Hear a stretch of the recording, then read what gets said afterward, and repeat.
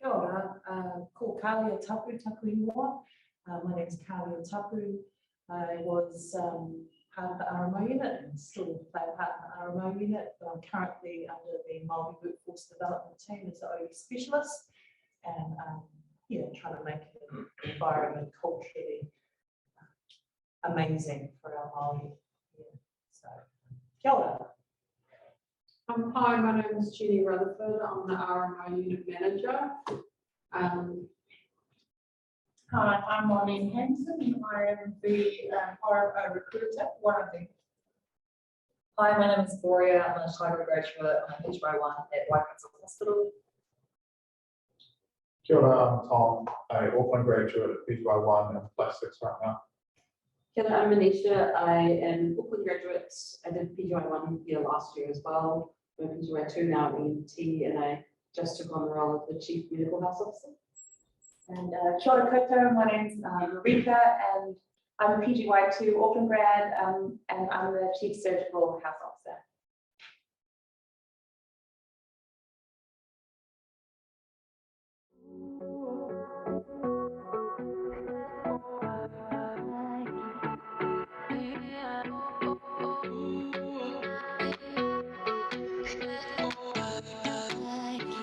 Hi, I'm Grace. I'm a current Pgy 2 at Waikato Hospital.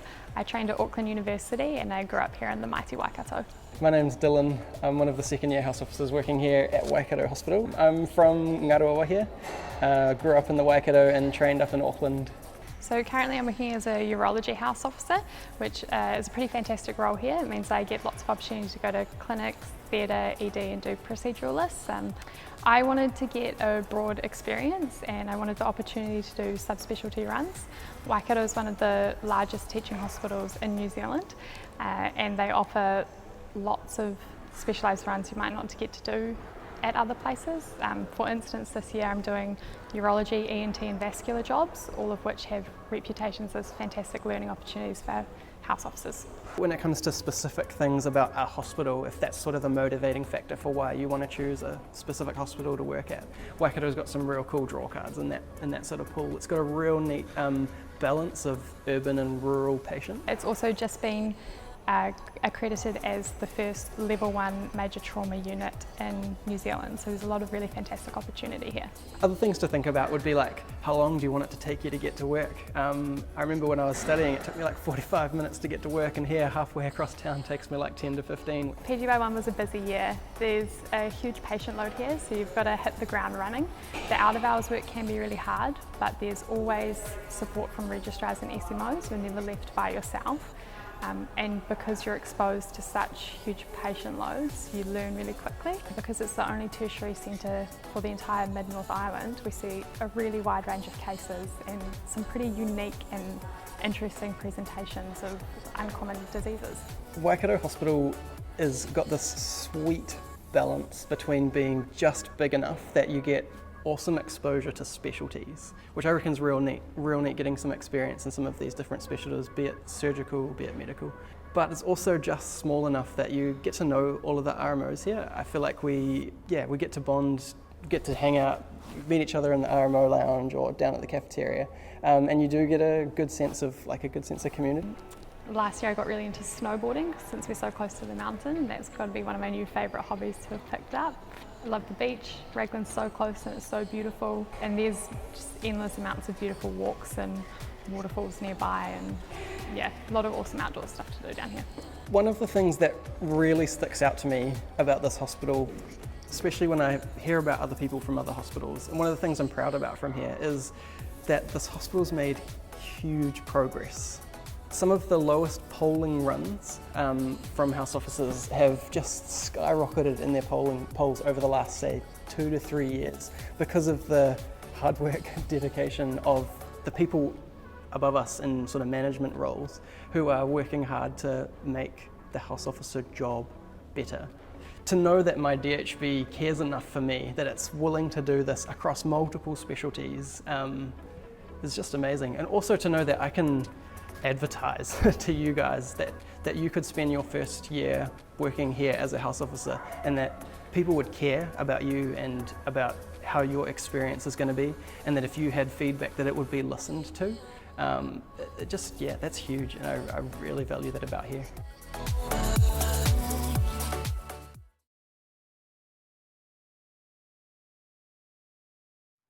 Sure, cool. So yeah, this is just a quick intro and welcome to Waikato DHB, so Waikato. Slide. Just quickly going to go over what's here, what our campus has, a little bit about the RMO unit and what we do here. Available clinical attachments for PGY1s, what the PGY2 here at Waikato also looks like. How we do our preference selection and recruitment process here, so what you can expect for those things. Click. Waikato, fast facts. So I'm just literally going to read this off, but Hamilton was crowned as the most beautiful large city in 2020. Hamilton has 3 international sports venues that are listed there. Population estimate is around 169,000 as of June. I actually think it's more than that now, obviously, a couple of years ago. New Zealand, European make up 3/4 of the population with 90% of mahi. The city is home to 160 ethnicities, making up around 20%. Climate is mild, moderate year-round, rainfall keeps the city and surrounding areas very green. We're home to the Chiefs, and there are many attractions to our region. Thank you. Waikato DHB is based in Hamilton, but under the Waikato, there are other small hospital sites as well. We are around 600 bed hospital, not including 200 in mental health, with 12, actually I think it's 13 now, community-based attachment sites. As a PGY1, we'll work only at the main site, and Waikato DHB offers well-structured and well-planned post-grad training for PGY1 house officers. And there are many reasons why you would choose Waikato.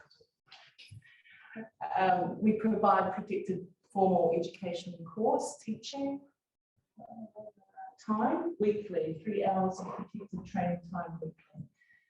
We use senior doctors or advanced trainees who are all experts or advanced practitioners in their fields to present teaching topics, and we support career development and dedicated education training for this. So we do have a unit which is called the Clinical Education Training Team, our unit, and they usually coordinate all that PGY1 training.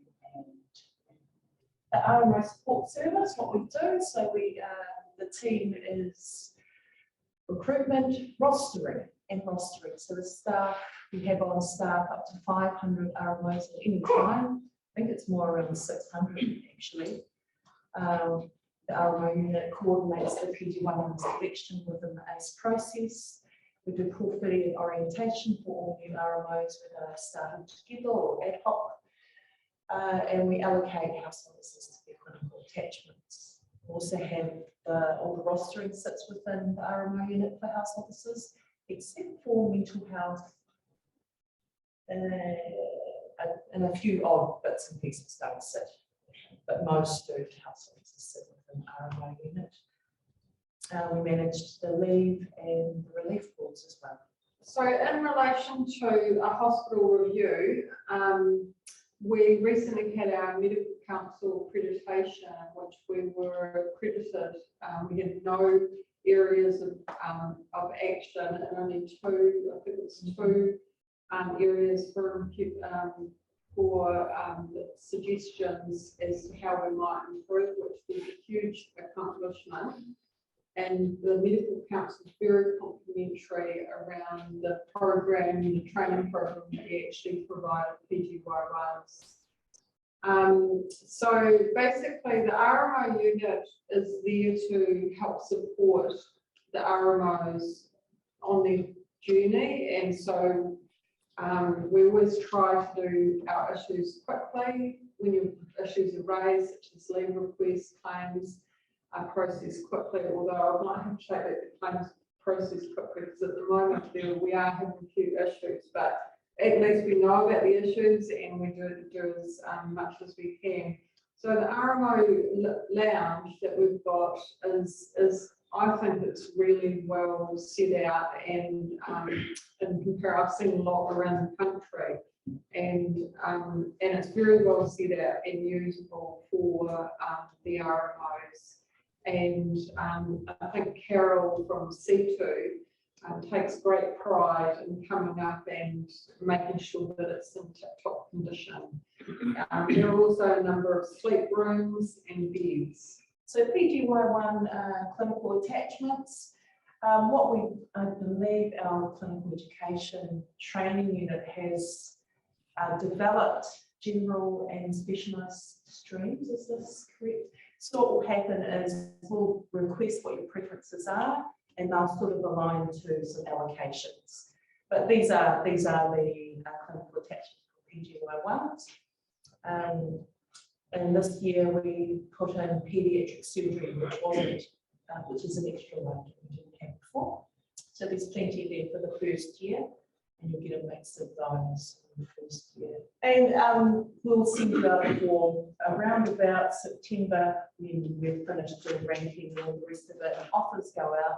Alongside of your offer will be a preference form of, what kind of stream or specialties you're looking to aim towards, or whether or not you're just going to general and have any thoughts around that. It might look something like this, and we'd ask you to either select your top 5. But there'll be a form attached with your offer letter when your offers get sent out to you, so we can then allocate you to your first tier of clinical attachments. And then just the recruitment process that we have here is once ranking is completed and you've been matched, we'll make contact with you. All offers go out at the same time nationally. I believe that's September. We hire directly off the ACE talent pool for any candidates that withdraw or decline with us. So if you don't get matched or you end up on a talent pool for whatever reason, we always hire from that pool. Yeah, so come join us. Love to have you.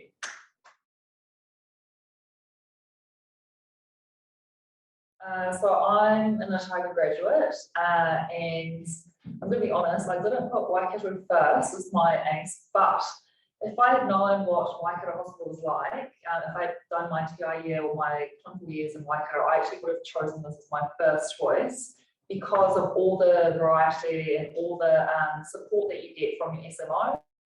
My first one was in general medicine. I've had the best time ever, and I know most people don't really like general medicine, but I really love my SMO. I've had huge support. We've got really good support from the PES supervisors as well. And so they always keep an eye on you, they always check on you, make sure that you're not just, physically okay, but mentally okay as well.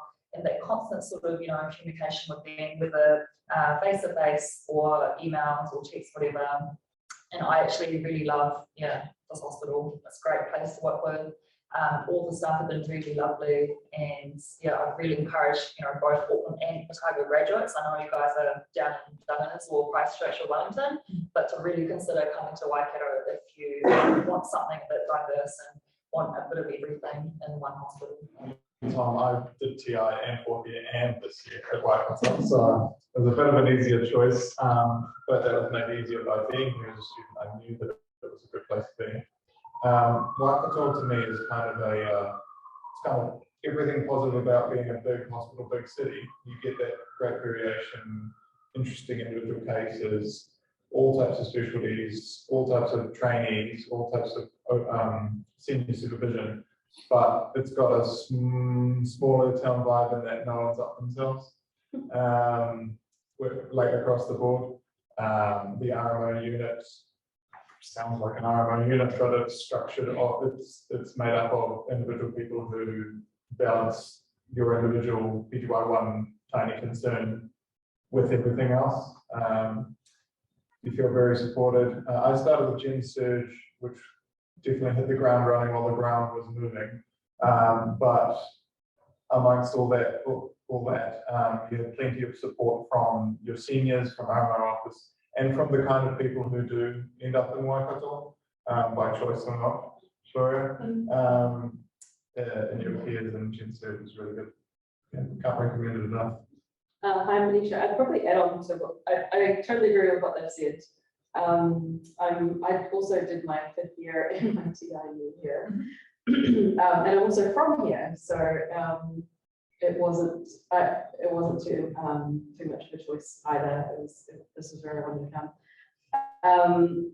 I'd add on to some things in that this is a tertiary trauma centre, so we get lots of pathology coming through here. And again, we have every specialty here, and we have every training program here.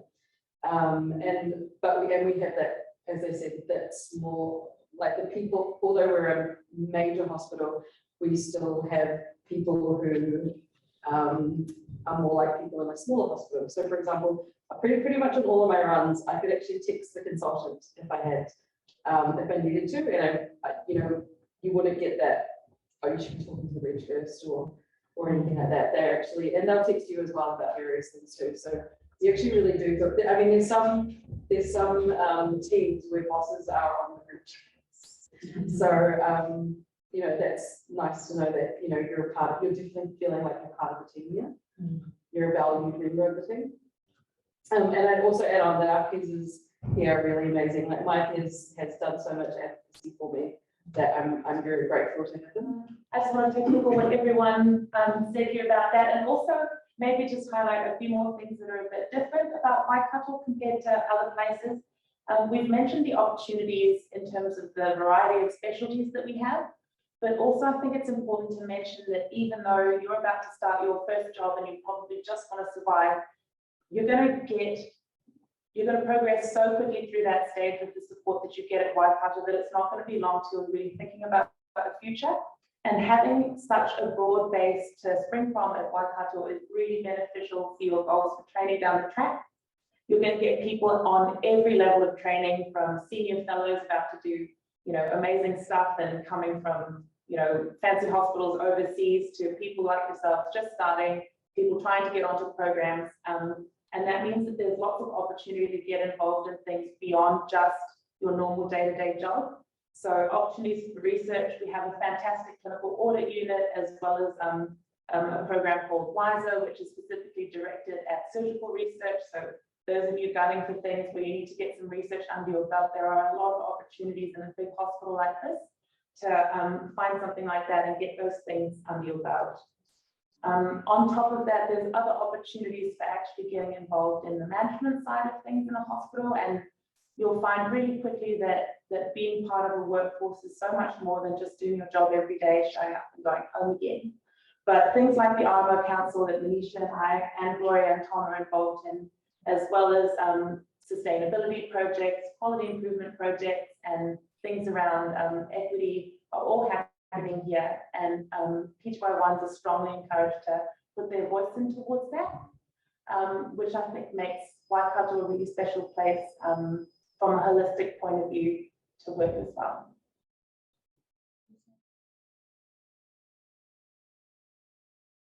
Those who are thinking about a career at Waikato but have never lived in Waikato before, what's the rental market and the ease of living like? There's not a lot of traffic. I live on the other side of town, and it's, even at peak hour, it's pretty easy to get across. And you know, my daily commute is maybe 14 minutes on a good day and maybe 18 minutes on a bad day. And that's really as bad as it gets. There's a lot of affordable accommodation nearby as well. And the way that the city is set up means that if you're interested in sport, or if you're interested in nature, or interested in socializing, you've actually got everything at your fingertips nearby. Yeah. It's quite a cycle-friendly town too, so it's quite flat, and you can cycle to work. I decided to do that, but I left my bike here about 3 weeks ago because it started raining. So, but I do get a cycle in once in a while. So it's yeah, you can get your exercise in on the way to and from work with a few bike sheds that you can swipe into on site, and showers and stuff like that too. So in terms of those that end up on the Cat 2 and 3 or in the talent pool, we, in the initial ranking stages, we rank everybody anyway. And then those ones that end up on the talent pool, we know which ones we'd approach first. from that spreadsheet. Usually, some of them make contact with us and say, "Hey, I'm on the talent call list. I really want to come to Waikato." Well, that's cool. That's okay as well, because then we know that you actually come here. So that's fine. I found that we'll get all of our numbers in that first intake, and then usually even a month after that's happened, we're already looking at the talent pool. So and having thoughts about who we will pick up next, because there's a lot of movement in this hospital, and we were constantly looking at PGY ones and coming from the ACE talent pool it's just a good fit for everyone. So it's an easy hire for us. Yeah, I think with the current climate around recruitment of doctors nationally, that there are a lot of opportunities available for people in the talent pool and category 2 applicants. So yeah. 2 and 3 actually, just to address the people that end up on 3 as well. Is there any preference of Auckland's graduates over Otago graduates? Is there a difference in the prioritisation of those applicants? It's not something we even look at, although that is a column in our sheet. That's right. It doesn't mean anything to us. Yeah. I feel like we're a bit, it's just a mix. And Yeah, it's like, really. it's not something we actually measure or consider.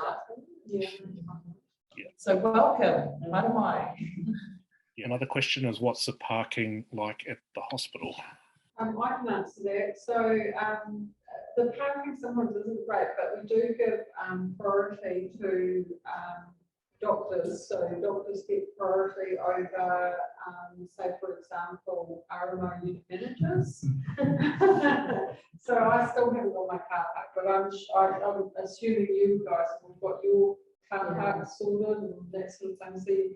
So, or you can get a lot of the doctors actually park on the street, and because of the time that they start, there's lots of car parks. And the other thing, as Carly pointed out, that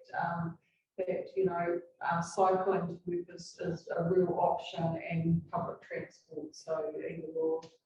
Oh yeah, the public transport's great. It's pretty easy and cheap. But parking is, RMOs do get a little bit of a priority because of the shift work that you do. So that puts you on a different priority for our parking slots. So for after hours shifts, that's definitely something that you consider safety. If you need to, if you've parked off site, you need to walk back to your car or something like that. So there are always parks really close to the hospital for your after hours shifts, for your night shifts, where it's easy for you to literally walk down the hill and jump straight in your car, and you don't have to go very far. Additional to that, if you do feel too tired to drive or you feel unsafe, we do offer, there's a taxi chip reimbursement where you can, a taxi will be paid for you to get home safely after a long shift. And I think that's a really great incentive as well. Whether or not run allocations that are allocated to a student in PGY 1 and 2 will affect their specialty training for the future. So that depends on the training program that you want to get into. So certainly there are some requirements for certain training programs that you would like to ideally tick off in your PGY 1 or PGY 2 year. And there's no guarantee that if you flag early on, you're guaranteed to get the runs that you need specifically for the training program that you want. That said, though, if you express your interest early, I know that the RMO unit do really the best job that they can to try and accommodate you, especially if you give them plenty of heads up. And also, there is a lot of swaps that happen. So, in year 2. So yeah, especially in year 2. So there's always people chopping and changing the things ahead of time, and there's plenty of scope to try and structure the 2 years as exactly you see fit. the cordial from Wayne of that team is they try to make your first year as generalist as possible. Yeah. So that by that time, I don't know what it's like for you guys, so finding your way around the different specialties, like a bit of medicine, a bit of this, a bit of that, whatever. By that time, we have an idea of where you want to go. Then like the PGY 2 year, we look at slotting into those places. There's just one that because we've got a physician fast track here, which means that if you are accepted onto that program, your second year runs, I believe, count towards your physician training. So if you're very, very, I want to be a physician, that's something that you have to, I think, apply for quite early on in PGY1. I feel like it's somewhere within Q1. It's somewhere in the middle. Oh, it's in the middle. They start pitching out there. So once you're here for different specialties and stuff, you sort of reach out and then support you. So there is quite a lot of support to help you do that and you're all together. Very important question here. There's two of them. It's non-clinical, and I'd like you to answer it as honestly as possible. So, what's the food like in the cafe? I think it's great. They have a great salad bar. Yeah. I'm gluten-free, but they always have like really good alternatives. And I think I was at although I'm an Untitled graduate, I did my Pgy Rights last year. And I think we have better like salad options and healthier options, I think, in my opinion, compared to Waikato. So yeah, it's great. So I can talk a little bit because I've worked in several different DHBs around the country. And I think Waikato is the best out of the 3 DHBs that I've worked in. Salad bar is particularly good. And yeah, so I do think that they do. And those that have any real allergies that the DHB can't accommodate, they will, if you produce a medical certificate, you can get paid out. So you get 1 swipe per day through the cafe, but you can fit as much as you can on that tray when you swipe it, which is the unofficial thing that we're supposed to say about it. But you'll never be hungry based on your single swipe. Yeah, and if you're on a long day, you Does that include hot and cold drinks? Yeah.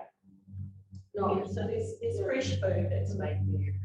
There's hot meals and cupcakes. And the only things that aren't included or that you have to pay for would be your coffee, your barista coffee.